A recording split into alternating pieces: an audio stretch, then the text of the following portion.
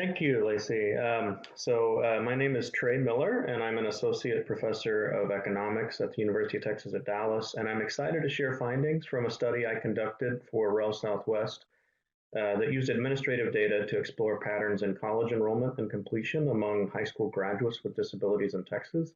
I'd like to just take a moment to acknowledge my co-authors on the study, Marshall Garland of Gibson Consulting and Dean Gerdeman of AIR. So the study was motivated by concerns voiced by Texas higher education stakeholders about the limited information about the population of students with disabilities in college and their outcomes. Like most states, colleges in Texas have an office to support students with disabilities, but students must self-report their disability to receive services. Oh, whoa. Sorry. Went forward there. So this makes it difficult, if not impossible, for colleges to track the true number of students with disabilities on their campuses and project the needs of their student population. I don't have info on Texas specifically, but 72% of post-secondary students in a nationally representative survey sample who had a designated disability during high school did not report a disability at their college. So moreover, the existing research on college enrollment and completion of students with disabilities draws primarily on surveys with voluntary responses and often small sample sizes that make it difficult to draw inferences about smaller subgroups. None of these studies also focused explicitly on Texas. So using extensive administrative data from Texas, this study seeks to offer new evidence to inform policies and research about how to serve students with a disability in post-secondary education in Texas and nationally. Specifically, the study addressed the following research questions. What percentages of high school graduates with a disability enrolled in a Texas 2-year or 4-year college within 2 years of high school graduation? What percentages of high school graduates with a disability who initially enrolled in a Texas 2-year college attained a credential or transferred to a 4-year college within 4 years of enrollment? And what percentages of high school graduates with a disability who initially enrolled in a Texas 2 or 4-year college attained a baccalaureate degree within 7 years of enrollment? The study also examined the extent to which college enrollment and attainment of a credential or baccalaureate degree varied by disability status, demographic characteristics, primary disability type, and Texas geographic region. The study drew on rich administrative data from Texas and used descriptive methods to address the research questions.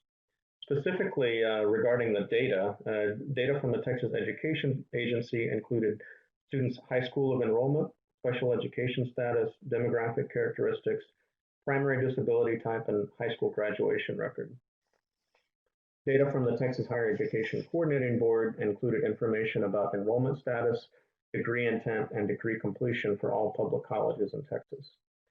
Regarding the study's population, the study included just over 1 million high school graduates, about 100,000 of them with a disability and 900,000 without, from the 2006-07 to 2009-10 cohorts.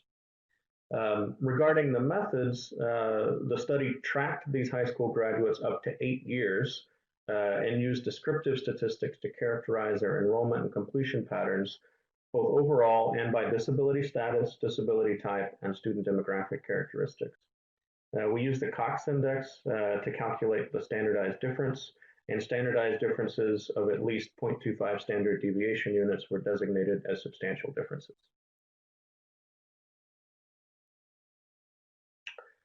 Turning to findings, in terms of college enrollment, we saw that fewer than 1 of 3 high school graduates with a disability enrolled in a Texas college within 2 years of graduation.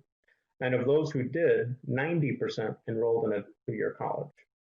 College enrollment was substantially lower for high school graduates with a disability than for those without a disability, due primarily to differences in enrollment at 4-year colleges.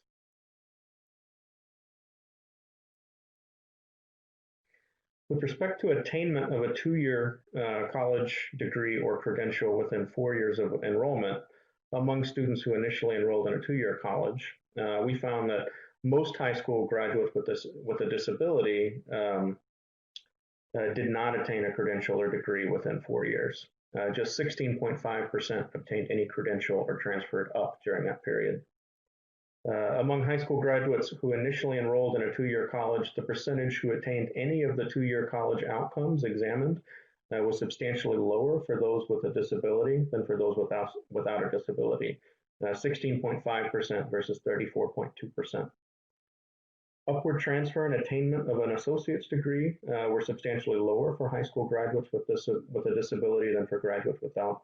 And attainment of a certificate was actually similar for graduates with a disability and graduates without.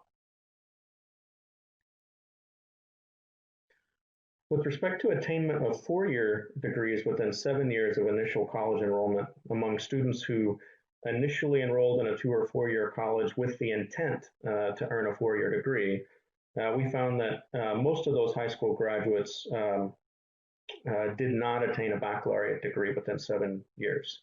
Just 15.6% obtained a baccalaureate degree. Attainment of baccalaureate degrees was higher for the 3,176 graduates with a disability who initially enrolled in a 4-year college than for the 7,787 graduates who initially enrolled in a 2-year college and declared an intent to earn a 4-year degree. That was 35% versus 7.7%. Attainment of a baccalaureate degree within 7 years was substantially lower for high school graduates with a disability than for graduates without a disability overall, and for those who initially enrolled in a 2-year college or a 4-year college. Overall, the difference was 35.1 percentage points.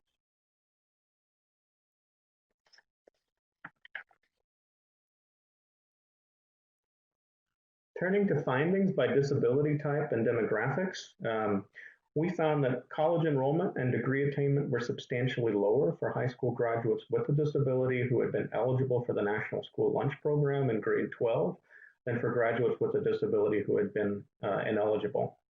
The percentages of Black and Hispanic high school graduates with a disability who attained a baccalaureate degree were substantially lower than white graduates with a disability.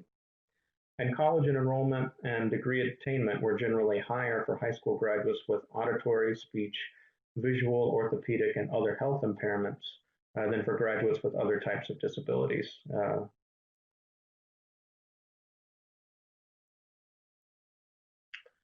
So the findings from this study, we think, can help inform efforts to increase college enrollment and completion among students with disabilities.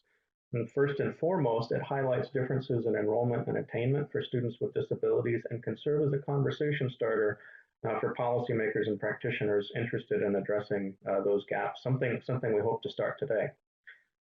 Texas education agencies and colleges need solutions targeted to different points of leakage in the higher education pipeline. By that I mean enrollment versus persistence or completion for students with a disability, and take into account the particular circumstances for this diverse population of students. PEA and local school districts could explore additional ways to prepare students with a disability for college and help them identify, select, and apply for college programs. Some examples of strategies could include helping with secondary transition so that students are armed with self-agency to advocate for the types of accommodations and supports they need in college, and or helping students obtain learning strategies so they can be more independent in post-secondary coursework. Third, colleges could benefit from additional research and guidance on ways to encourage students with a disability to seek supports and accommodations, as well as on the kinds of supports and accommodations that can best help students with different types of disability succeed in college. Limited information or awareness likely constrains the ability of college administrators to assess needs and provide appropriate supports for students with a disability. The coordinating board and colleges could explore ways to gather data on how colleges support students with disabilities to support future research. So I know we have a little time for Q&A now, but you know, if we don't have time, I've provided my contact information here. Please, I encourage you to reach out to me, send me an email with questions or comments about the study.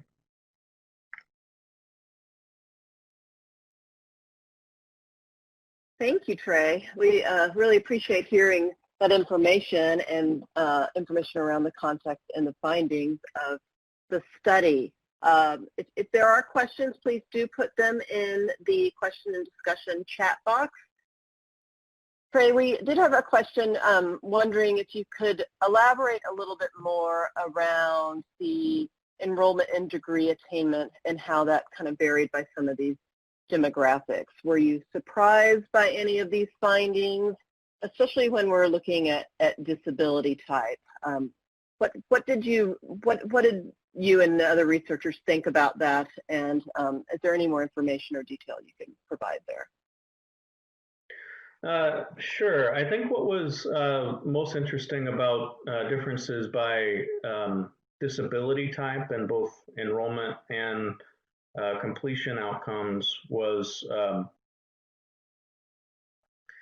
just the difference by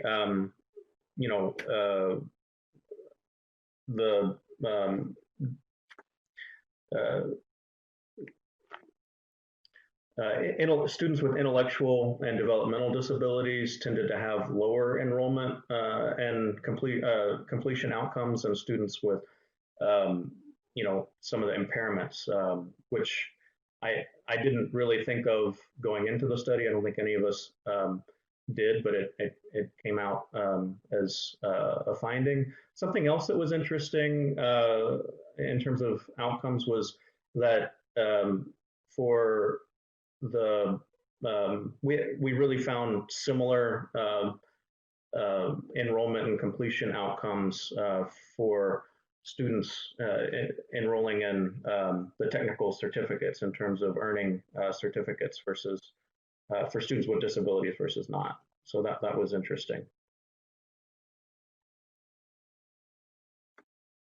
Great, thank you. That's interesting and helpful. If folks still do have questions for Trey, you can go ahead and put them in the chat box.